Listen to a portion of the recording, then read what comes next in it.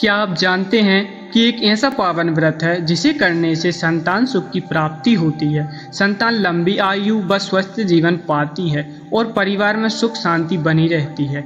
यह व्रत है संतान सातय व्रत।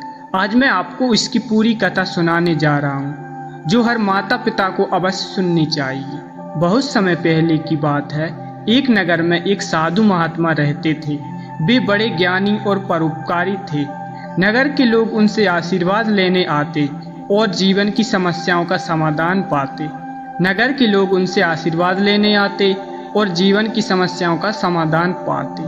उसी नगर में एक स्त्री रहती थी जिसकी कोई संतान नहीं थी। वह बड़ी दुखी रहती थी।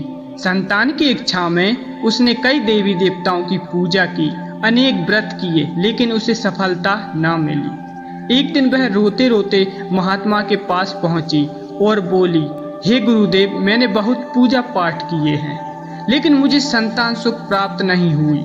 कृपया कर कोई उपाय बताइए। महात्मा ने कहा, बेटी, तुम श्रद्धा पूर्वक संतान सातय का व्रत करो। यह व्रत संतान की प्राप्ति और उसकी दीर्घायु के लिए सर्वोत्तम है। इस व्रत को करने वाली स्त्री को संतान की प्राप्ति अवश्य होती है और संतान उसके जीवन में सदैव सुख शांति लाती है। महात्मा ने उसे व्रत की विधि और कथा सुनाई। स्त्री ने श्रद्धा और नियम से व्रत करना शुरू किया। कुछ ही समय बाद देवी कृपा से उसे सुंदर और स्वस्थ पुत्र रत्न की प्राप्ति हुई। उसने संतान सातय व्रत की महिमा पूरे नगर में सुनाई।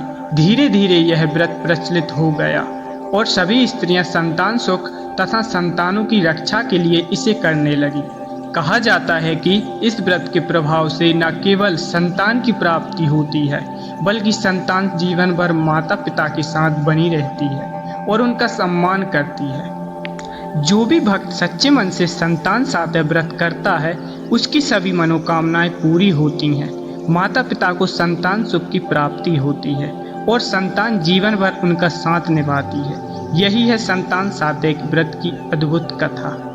ऐसी वीडियो देखने के लिए चैनल को सब्सक्राइब करें। धन्यवाद।